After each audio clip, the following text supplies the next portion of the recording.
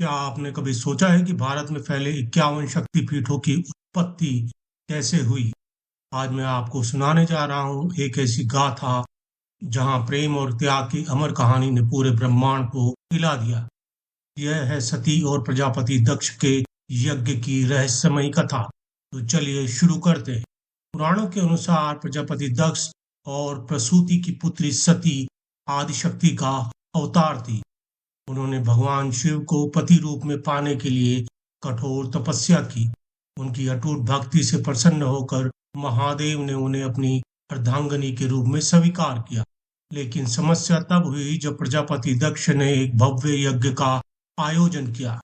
उन्होंने सभी देवी देवताओं, ऋषि मुनियों को आमंत्रित किया, परंतु अपने ही दामाद भगवान शिव को नहीं बुलाया।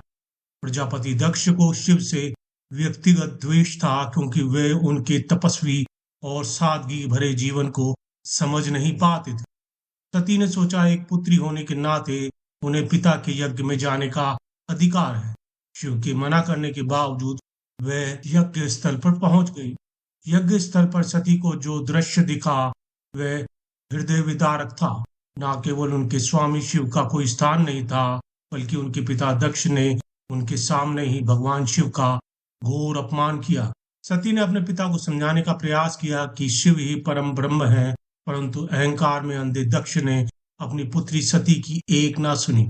अपने प्रियतम के इस अपमान को सहन न कर पाकर सती अपने आप को योगाग्नि से स्वयं को यज्ञ कुंड में कूदकर अपना शरीर त्याग देती हैं।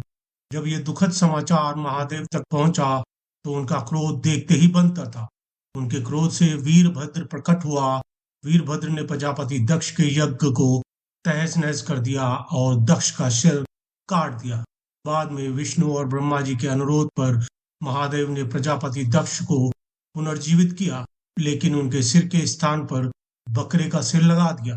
भगवान शिव अपनी पत्नी के देहांत के बाद इतने दुखी हुए कि वे सती के शरीर को लेकर पूरे ब्रह्मांड में विलाप करते हुए घूमने लगे। विष्णु और ब्रह्मा जी महादेव के इस व्यवहार से बेहद चिंतित हुए। तब भगवान विष्णु ने अपने सुदर्शन चक्र से सती के शरीर को 51 भागों में बांट दिया। धरती पर जहां जहां सती के शरीर के अंग गिरे, वहां वहां शक्तिपीठों की स्थापना हुई। कालांतर में सती ने पार्वती के रूप में हिमालय राज के घर जन्म लिया और पुनः तपस्या करके शिव को प्राप्त किया। ये कथा हमें सिखाती है कि अहंकार का नाश निश्चित है और सच्चा प्रेम अमर होता है।